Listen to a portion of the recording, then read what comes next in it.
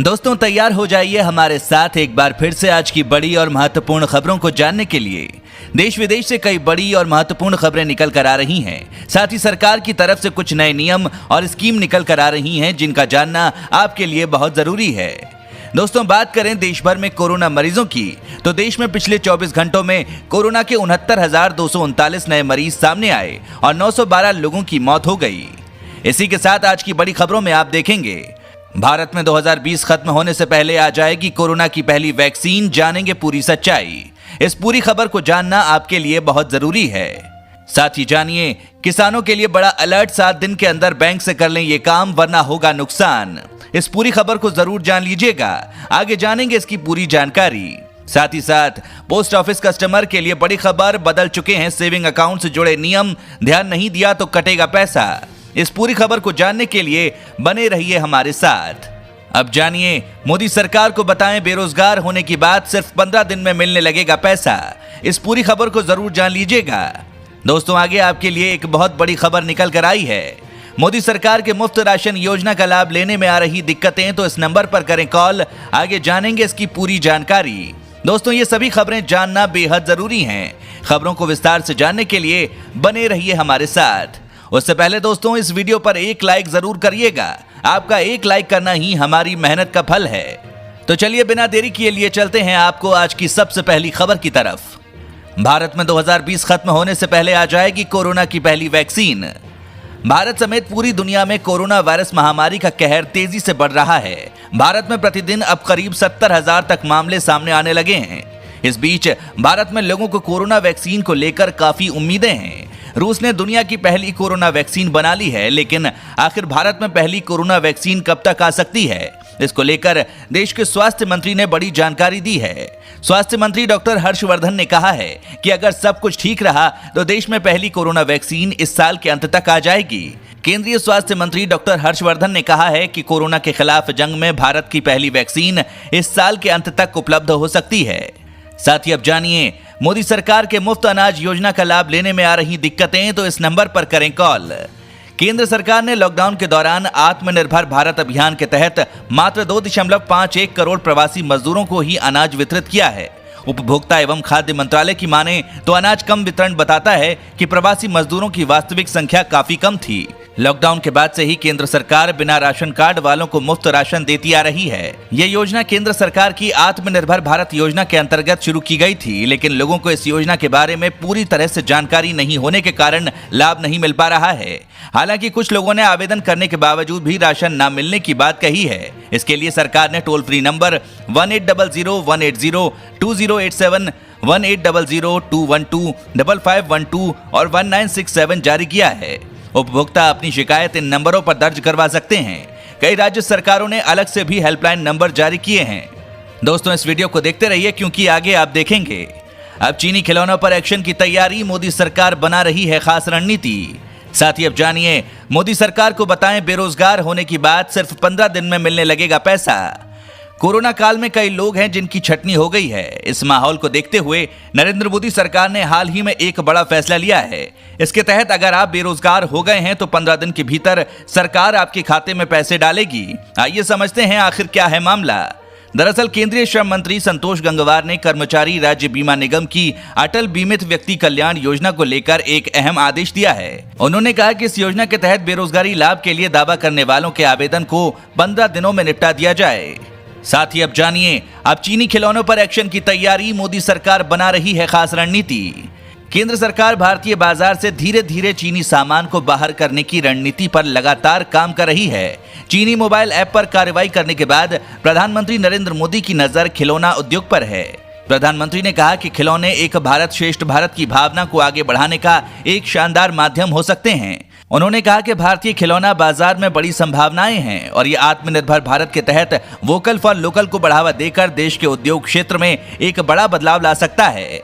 प्रधानमंत्री नरेंद्र मोदी ने मंत्रियों और आला अधिकारियों से भारतीय खिलौनों को बढ़ावा देने और इंटरनेशनल लेवल पर इन्हें लोकप्रिय बनाने के लिए कदम उठाने को कहा है। दोस्तों इस चैनल पर हम आपको देश और दुनिया भर की सभी ताज़ा खबरों को सबसे पहले लेकर आते हैं। अगर आप भी चाहते हैं कि दुनिया भर की खबरें आपके पास सबसे पहले पहुंचें तो चैनल को बिना भूले नीचे दिए गए लाल बटन को दबाकर सब्सक्राइब जरूर कर दें और बेल आइकन को भी जरूर दबाएं। साथ ही अब जानिए, देश में कोरोना रिकवरी रेट पहुंचा 75% के करीब, 22 लाख से ज्यादा मरीज ठीक। देश भर में पिछले 24 घंटे में रिकॉर्ड 57,989 कोरोना वायरस से संक्रमित मरीज स्वस्थ हुए हैं, जिससे देश में कोरोना रिकवरी रेट बढ़कर 75% के करीब पहुंच गया है। केंद्रीय स्वास्थ्य मंत्रालय की ओर से रविवार को जारी आंकड़ों के मुताबिक पिछले 24 घंटे में देश भर में 57,989 कोरोना मरीज स्वस्थ हुए हैं, जिससे अब संक्रमण को मात देने वाले व्यक्तियों की कुल संख्या बढ़कर 22,80,566 हो गई है। ये संख्या कुल संक्रमितों के 74.90% है। साथ ही अब जानिए, पोस्ट ऑफिस कस्टमर के लिए बड़ी खबर, बदल चुके हैं सेविंग अकाउंट से जुड़े नियम, ध्यान नहीं दिया तो कटेगा पैसा।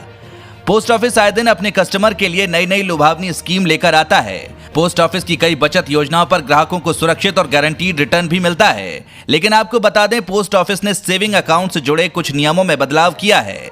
अगर कस्टमर इन नियमों का पालन नहीं करते हैं तो उन्हें नुकसान उठाना पड़ेगा। दरअसल डिपार्टमेंट ऑफ पोस्ट ने पोस्ट ऑफिस अकाउंट में मिनिमम बैलेंस की सीमा को 50 रुपए से बढ़ाकर 500 रुपए कर दिया है। अगर आपके खाते में कम से कम 500 रुपए नहीं रहेंगे तो वित्तीय वर्ष के अंतिम कार्य दिवस को पोस्ट ऑफिस आप पर 100 रुपए पेनल्टी के रूप में वसूलेगा। ऐसा हर साल किया जाएगा। साथ ही अब जानिए, खुशखबरी, ये कंपनी 300 से 400 लोगों को देगी नौकरी, जानिए पूरी प्रक्रिया। कोरोना संकट में नौकरी की तलाश करने वालों के लिए अच्छी खबर है। डिजिटल नेटवर्क समाधान देने वाली स्टरलाइट टेक्नोलॉजीज चालू वित्त वर्ष में करीब 300 से 400 पेशेवरों की नियुक्ति करेगी। कंपनी 5G और वायरलेस क्षेत्र में बढ़ोतरी और अपने सेवा कारोबार को वैश्विक स्तर पर ले जाने के लिए नए पेशेवरों की नियुक्ति कर रही है। कंपनी के मुख्य कार्यपालक अधिकारी आनंद अग्रवाल ने कहा कि कंपनी जरूरी अनुभव रखने वाले पेशेवरों के अलावा इन क्षेत्रों के लिए नए लोगों की भी नियुक्ति करेगी। उन्होंने कहा कि हम वायरलेस और 5G के क्षेत्र में अपनी स्थिति मजबूत कर रहे हैं। इन क्षेत्रों के लिए हम नियुक्ति जारी रखेंगे। कंपनी की अपनी सेवा कारोबार को वैश्विक स्तर पर ले जाने की योजना है और वो उसके लिए भी नए लोगों की नियुक्ति करने की तैयारी कर रही है। साथ ही अब जानिए, इस बैंक ने शुरू की नई एटीएम सर्विस, एक व्हाट्सएप मैसेज पर आपके घर पहुंचेगा कैश। कोरोना संकट के बीच स्टेट बैंक ऑफ इंडिया ने अपने ग्राहकों के लिए नई एटीएम सर्विस शुरू की है। इसके तहत आपको एसबीआई को व्हाट्सएप मैसेज या कॉल करनी है और एक मोबाइल एटीएम आपकी बताई लोकेशन पर पहुंच जाएगा। एसबीआई ने इसे डोर स्टेप एटीएम सर्विस नाम दिया है। देश के सबसे बड़े बैंक ने यह सुविधा अपने ग्राहकों को कोरोना वायरस से बचाव रखने और सोशल डिस्टेंसिंग को बरकरार रखने के लिए शुरू की है। Door step ATM service Uttar Pradesh की राजधानी लखनऊ से शुरू करने का फैसला लिया गया है। साथ ही अब जानिए, चीन ने लद्दाख में भारतीय सेना से कही ये बड़ी बात, भारत ने किया इनकार।